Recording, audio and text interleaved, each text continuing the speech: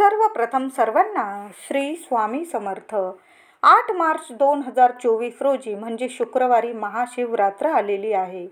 या महाशिवरात्रीला 4 प्रहराची पूजा कोणत्या वेळात करायची, कोणत्या काळात करायची, त्याचबरोबर या वर्षीचा म्हणजे महाशिवरात्रीचा निश्चित काळ कोणता आहे आणि महाशिवरात्रीला कोणते असे खास चमत्कारिक उपाय करायचे आहे जेणेकरून आपल्याला रिझल्ट देऊन जातील आणि आपल्या जीवनातील सर्व संकटांचा नाश होईल आणि आपल्या सर्व इच्छा पूर्ण करणारे असे उपाय मी आज तुम्हाला सांगणार आहे. आणि महाशिवरात्रीला कोणते नियम आपल्याला सर्वांना पाळायचे आहे आणि खास करून महिलांनी कोणते नियम पाळायचे आहे, संपूर्ण माहिती जाणून घेणार आहोत या व्हिडिओमधून. त्याआधी तुम्ही आपल्या चॅनलवर नवीन असाल कृपया आपल्या चॅनलला नक्की सबस्क्राईब करा. तर यावर्षी 8 मार्च 2024 शुक्रवार रोजी महाशिवरात्र आलेली आहे. सर्व शिवरात्रींमध्ये सर्वोच्च मानल्या जाणाऱ्या महाशिवरात्रीच्या मध्यरात्री महादेवांचे परम तेजस्वी अस्तित्व पृथ्वीवर सक्रिय होते. या काळासच निश्चित काल असे म्हणतात. या काळात केलेली पूजा, उपासना, आराधना, अभिषेक, नामस्मरण पुण्य फलदायक असते असे मानले जाते. शिवतत्व पृथ्वीवर अवतरत असल्याने निश्चित काल हा सर्वात प्रभावी मानला जातो. म्हणून आपल्याला निश्चित कालात म्हणजे महाशिवरात्रीला रात्री जागरण करायचं आहे. कुणीही झोपायचं नाहीये. दिवसा पण झोपू नका या दिवशी आणि रात्री पण ही चूक तर अजिबात करायची नाही. आपण रोजच झोपतो लवकर, रोजच दुपारी आराम करतो, पण महाशिवरात्रीला चुकूनही कुणी झोपू नका. आदल्या रात्री लवकर झोपून घ्या, आपली झोप पूर्ण करून घ्या आणि महाशिवरात्रीला दिवसा पण झोपायचं नाही आपल्याला आणि आपल्याला रात्रीसुद्धा जागरण करायचं आहे. किमान 1 ते 1:30 वाजेपर्यंत तरी 1:30 वाजेपर्यंत तरी आपल्याला जागरण करायचं आहे. या दिवशी सर्वांनी उपवास जमला तर उपवास अवश्य करायचा आहे.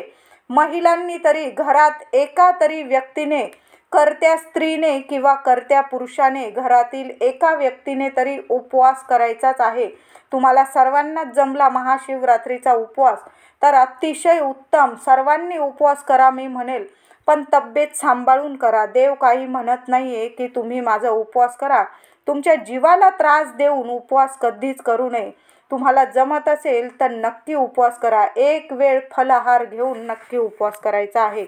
आता निश्चित काल कोणत्या वेळात आहे आणि त्याचबरोबर 4 प्रहराची या दिवशी पूजा कोणत्या वेळात करायची आहे जाणून घ्या. महाशिवरात्रीच्या दिवशी म्हणजे 8 मार्च 2024 रोजी शुक्रवारी पहिला प्रहराची पूजा सकाळी 6:25 पासून 9:28 करायची आहे.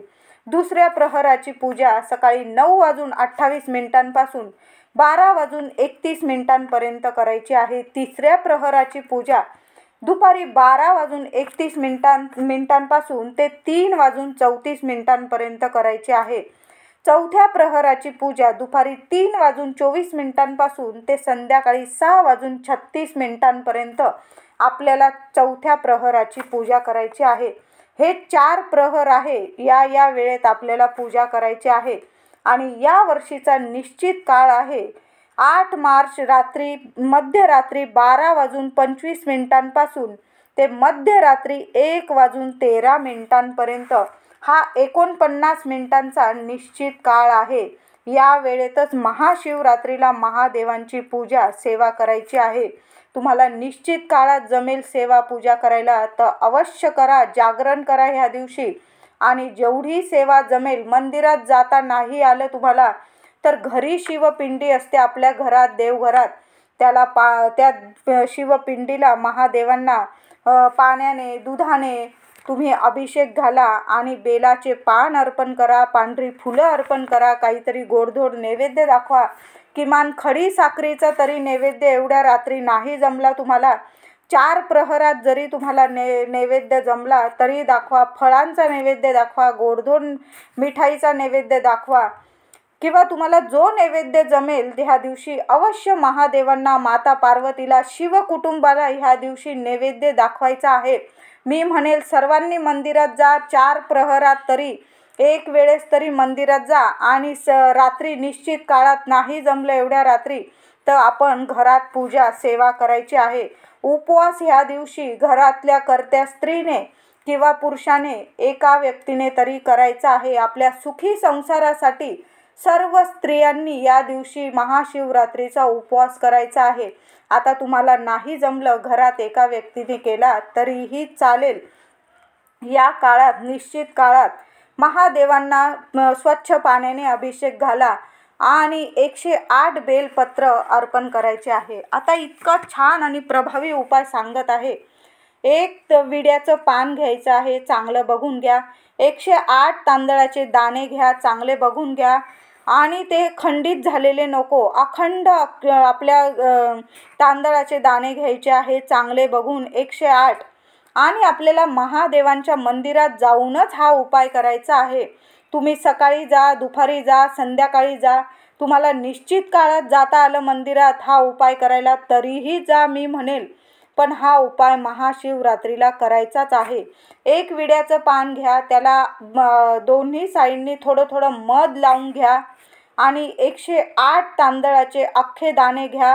तुम्ही घरात जरी 108 वेळा त्या तांदळांवर तांदूळ मोजत 108 वेळा तुम्हाला ओम नमः शिवाय, ओम नमः शिवाय मंत्र जप करायचा आहे. मंदिरात गेल्यावर ते विड्याचं पान महादेवांच्या शिवपिंडीवर अर्पण करा. त्यावर ते 108 दाणे तांदळाचे अर्पण करा आणि त्या तांदळाच्या दाण्यांवर एक का होईना बेलपत्र अर्पण करायचं आहे. हा उपाय इतका छान आणि चमत्कारिक आहे आणि सर्वांना जमणारा आहे. तुमच्या आर्थिक समस्या असतील, लग्न कार्यातली समस्या असतील, मूलबाळ होत नसेल किंवा प्रगती थांबली असेल तुमची किंवा घरदार, प्रत्येकाला काही ना काही समस्या असतात. हा एक उपाय तुमच्या सर्व समस्या संपवून टाकेल, नष्ट करेल. महादेवांची, माता पार्वतीची अखंड कृपा प्राप्ती होईल तुमच्यावर. 108 तांदळाचे दाणे आणि एक विड्याचं पान आणि त्यावर एक बेलपत्र हा उपाय नक्की करून बघा. त्याचबरोबर आता ज्यांना खूप लग्न कार्यात प्रॉब्लेम येत असतील त्यांनी काय करायचं, महाशिवरात्रीपासून सलग 11 सोमवार म्हणजे दर सोमवारी महाशिवरात्रीला तर तुम्ही महादेवांच्या मंदिरात जाऊन अभिषेक करा, फूल वाहा, बेलपत्र वाहा, काहीतरी गोडधोड नैवेद्य दाखवा आणि जो पहिला सोमवार येणार आहे तो म्हणजे 11 तारखेच्या सोमवारपासून 11 मार्चच्या सोमवारपासून सलग 11 सोमवार किंवा तुम्हाला एवढे सोमवार नाही जमले किमान 5 सोमवार तरी आपल्याला सलग महादेवांच्या मंदिरात जाऊन अभिषेक घालायचा आहे. साध्या पाण्याने अभिषेक घातला तरी चालेल. एखादं पांढरं फूल अर्पण करा महादेवांना, एखादं बेलपत्र अर्पण करा आणि काहीतरी साखर वगैरे नैवेद्य दाखवून असे तुम्हाला 5 सोमवार सलग 5 किंवा 11 जमले तर अवश्य करा किंवा 5 जमले तर अवश्य करा. आणि 5 सोमवार आपल्याला सलग महादेवांच्या मंदिरात जाऊन महादेवांची सेवा उपासना करायची आहे. तिथं बसून 108 वेळा तरी मंत्र जप करा, ओम नमः शिवाय म्हणत तिथं 1-2 मिनटं तरी बसा. तुम्ही काही नाही बोलल्या, तुमची काय इच्छा आहे महादेवांना सर्व माहीत आहे. महादेव इतके भोले भंडारी आहे की तुम्हाला भरभरून देतील. तुम्ही 5 सोमवार सलग महादेवांच्या मंदिरात जा आणि आपली म्हणजे जी सेवा तुम्हाला करायची ती महादेवांच्या मंदिरात जाऊन करायची आहे. आता हा उपाय मुलामुलींना जमला तर अवश्य करा, नाही जमला त्यांच्या आई वडिलांनी हा उपाय केला तरी चालेल. 11 तारखेच्या 11 मार्चपासून सलग 5 सोमवार तुम्हाला करायचे आहे. 11 जमले तर अवश्य करा मी म्हणेल. आता त्याचबरोबर महाशिवरात्रीला आपल्याला कोणते असे नियम पाळायचे आहे आणि खास करून महिलांनी तर नक्कीच आपल्याला नियम पाळायचेच आहे, तरच संपूर्ण व्रताचे फळ मिळते. महादेव भोलेनाथ आहे. तुम्ही फक्त स्वच्छ पाण्याने जरी अभिषेक केला आणि एक बेलपत्र जरी वाहिले, महादेव प्रसन्न होतात आणि भरभरून आपल्याला देतात. पण महादेवांची पूजा करताना नियम कडक पाळलेच पाहिजे. ही तिथी खूप फलदायी असते. महादेवांची पूजा करताना महिलांनी खूप नियम पाळलेच पाहिजे. महाशिवरात्रीला जर तुम्हाला 4 दिवस असतील, तुम्ही पूजा करू नका. या दिवशी काळे कपडे घालू नका, मुलांना सुद्धा घालू देऊ नका. माणसांना, मुलांना पूजा करायची झाल्यास मंदिरात जाऊन पूजा करू द्या. तुम्ही मंत्रोच्चार करा ह्या दिवशी किंवा नामस्मरण करा. नामस्मरण आणि मंत्रोच्चारात इतकी ताकद असते इतकी फलदायी ताकद असते की तुम्ही जी सेवा पूजा तुम्ही मंदिरात जाऊन कराल तेवढीच फळ तुम्हाला मंत्रोच्चार केल्याने सुद्धा मिळणार आहे. तुम्ही गरोदर महिला असतील त्यांनी उपवास नाही केला तरी चालेल. तुम्ही 2 जीवांचे असतात, तुम्ही फक्त मनाने नामस्मरण मंत्रोच्चार करा. तुम्ही 5व्या 6व्या महिन्यात सुरू असेल तुम्हाला तर तुम्ही मंदिरात जाऊ शकता.